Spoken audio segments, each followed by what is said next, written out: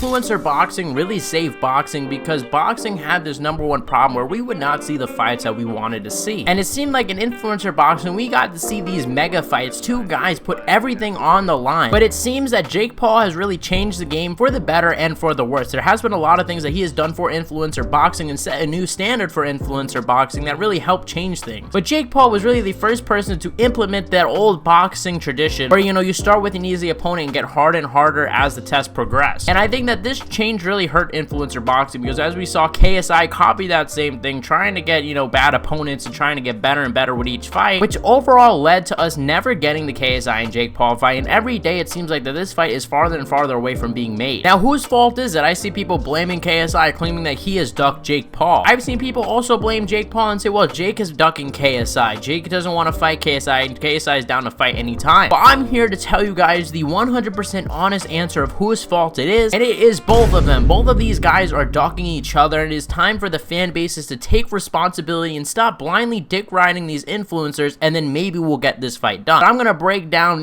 both of these guys, why I am upset with both of them, and why this fight will never be made, and what do we have to do as fans to make this fight happen. But before we get into it, I want to remind you guys to subscribe button, like, comment, and share. We're almost at 12,000 subscribers. If you guys could help me at that 12,000 subscriber goal, I'd very much appreciate it. But KSI and Jake Paul, right? They both started boxing around 2018, which means that these guys have been boxing for now a decent amount of time, about 6 to 7 years. And that's why I get so mad when they fight Tommy Fury and they claim that they, only boxed for 2 years or something. Tommy Fury was unable to knock out a YouTuber that has been boxing for about 3 years.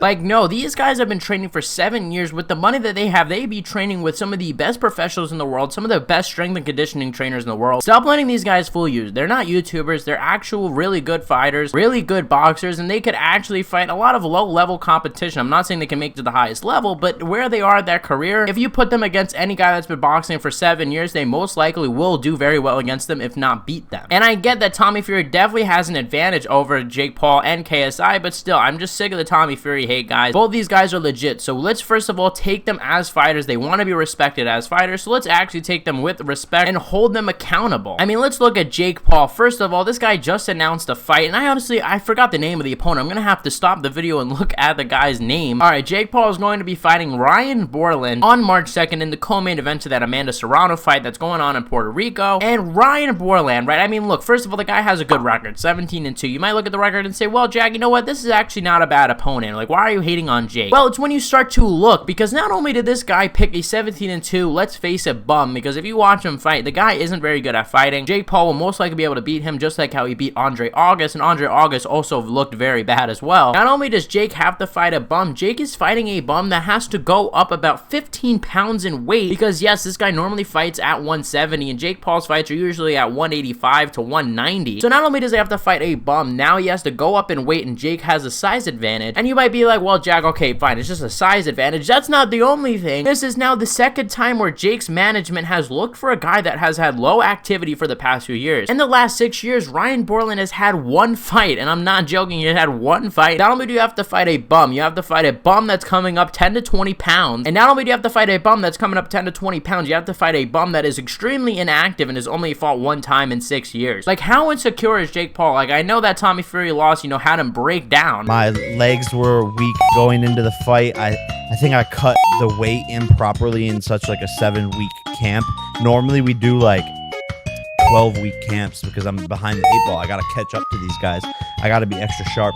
We squeezed in this camp. I mean, bro, I don't even want to sit here and make excuses. But Jesus Christ, like, you're fighting these bums. Like, it's really embarrassing, man. Like, come on, I respect challenging yourself. I would respect him challenging himself, and if he came up short, he came up short. There are plenty of guys, and I'm not expecting him to fight a, Vidal Riley. I'm expecting him to fight at least a decent guy. Like, pick a guy that has been boxing for a while. Like a Tommy Fury that's been boxing for a while that might not have, the skill of Tommy Fury. Maybe he has a loss or two on his record, but pick somebody that's actually in your weight class, because that's why you're getting laughed at when you say you want to fight Canelo. Alright, I would respect, the dream. I'm not saying it's going to happen, but I could at least respect the dream if you were taking steps. This is not taking steps towards that. At this rate, you'll be fighting Canelo when he's 97 years old. And honestly, I do shit on KSI, but I will give KSI this. KSI does usually take a lot of good challenges. Now, of course, there have been very embarrassing matchups in KSI's career, and we're going to get to those. But credit where credit is due, right? I mean, he fought Joe Weller. Joe Weller was the favorite. He fought Logan Paul. Those both times he was the favorite Logan, and he was much bigger than KSI. Obviously, the Swarms of Pineda fight, you know, those really don't count as fights. Those were clearly, you know, rigged in the sense that KSI was always going to win those fights, and those guys had no chance of beating KSI. But FaZe Temper, I know some people might say, well, that's a bum matchup. I actually didn't think that was a bad matchup. A short replacement, a guy that's very tall, an awkward dude. KSI made easy work of him, but I will say I thought that was a decent, you know, late replacement, and I honestly thought that was a much better challenge than Dylan Dennis. And Joe Fournier as well. I mean, Joe kind of sucks, let's be honest. And Tommy Fury, obviously, you have to give credit to KSI. KSI did lose, and if he handled the loss a lot better, I'd be giving him a ton of respect. However, because of the way that he handled that loss, it was just super embarrassing, and that really is the only other opponent I can give Jake Paul credit for other than Tyron Woodley. Because going from Ben Askren to Tyron Woodley is pretty respectable, right? That is a pretty big jump in competition. And Anderson Silva too, I guess. But I think the matchups that KSI has are a lot better. And both of these guys are just following this model to make as much money as possible, and that's what it is at the end of the day. Because if one of these guys loses, they are going to lose not just respect, but a lot of the money that they're making from boxing. And that's more pertaining to Jake Paul. I know KSI has some other revenues that he gets money from, so maybe boxing is not his only priority, but KSI has a massive ego. I mean, look at how he handled the loss to Tommy Fury. And him and Tommy Fury, I mean, there was back and forth, but there wasn't any legit beef. With the Jake Paul thing, I mean, the beef between him and Jake is legit. I could only imagine KSI's reaction if he were to lose. And this is my main part of the video, guys. Everybody always, you know, debates. Was it KSI that ducked Jake? Was it Jake that's ducking KSI? Guys, they are ducking each other. That's what I said in the beginning of the video, and I'm going to explain why. Guys, there have been both prime examples where both of these guys have been able to fight and just haven't. If you guys will recall, when KSI was going to fight Alex Wasabi, Jake Paul offered to step in on short notice when Alex Wasabi pulled out, and of course, KSI declined. I don't care what the excuse is. If KSI really wanted to fight Jake Paul, the fight would have happened. And he, of course, also ducked Jake Paul for like 2 years when Jake Paul was going pro and was fighting a lot of the MMA fighters. And Jake, on the other hand, ducked KSI in the summer, right? KSI did offer to fight Jake Paul and wanted to fight Jake instead of Tommy, and even tried to do it for the end of the year. It seemed like KSI was serious, but Jake Paul wasn't interested. And it's because both guys have so much on the line, right? Jake might honestly be like, hey, I could beat KSI, and KSI might think he could beat Jake. But at the end of the day, is it worth the risk? Because both these guys know in the back of their mind, there is a chance that not only will they lose, there's a chance that both of these guys could get knocked out. So it's a huge risk for both of these guys to take. And that brings me to my final point. How will this fight be made? And I'm talking to the fans now. KSI fans, Jake Paul fans, you guys probably both hate me. I've criticized both of your favorite internet icons. But it's time for you guys to grow up, stop being a child, and realize that the only way that these two are going to fight each other is if they feel the pressure, if they feel the fans saying, hey, we need to see this fight. Because KSI and Jake are very safe from pressure right now. We see usually in regular combat sports, right? When fights don't get made, fans usually get antsy because at the end of the day, they're the fan of the fight. But in this scenario, it's a little bit different because both these guys have huge fan bases prior to fighting. So they're always going to stick with their guy. And that's the problem, is that KSI is always going to be safe because he's already surrounded by all of his fans. So he could say whatever he wants to his fans, and his fans aren't really going to argue with him. He could say, well, Jake Paul's ducking me, his fans are going to run with it. And KSI will be comforted by his fans, stroking his ego and saying, yeah, Jake's scared of you. And then if we look at Jake's camp, Jake is going to say the same thing and say, KSI's ducking me, and all of Jake's fans are going to, you know, just comfort him, stroke his ego, and go to KSI and say, you're ducking Jake. Both these guys are safe and are surrounded by their own fan base. So if you guys actually want the fight to be made, I don't care if you're a KSI fan, I don't care if you're a Jake Paul fan. I know we all have one thing in common, right? No matter what, no matter if you're a Jake Paul fan, a KSI fan, or you hate them both or love them both, we all have one thing in common. We want to see the fight, all right? And I'm telling you, if you want to, you're gonna have to, you know, go after your favorite creator, go after him, and try to get these two to finally make this fight. Hopefully we can get it at the end of the year. Maybe Jake Paul fights this guy, KSI's talking about fighting someone soon. Maybe those two guys fight someone and then they fight each other at the end of the year. Who knows? But I just know when these two fight, that's going to be a massive event. I would be very excited for it because I'm excited for the beef. It's an even matchup, and we finally need to see what happens. But guys, if you guys want to hear me criticize KSI's #1 fan and tell you guys the story of how KSI's #1 fan, aka The Fan, DM me on Twitter to basically threatening me, telling me not to talk about KSI, go click the video on the screen and I talk about it there. I'm also going to put up the video of me talking about KSI telling his fans to harass Tommy Fury. Go check it out there. Thank you guys for watching. You guys are the best fan base in MMA, and I'll see you guys in the next one.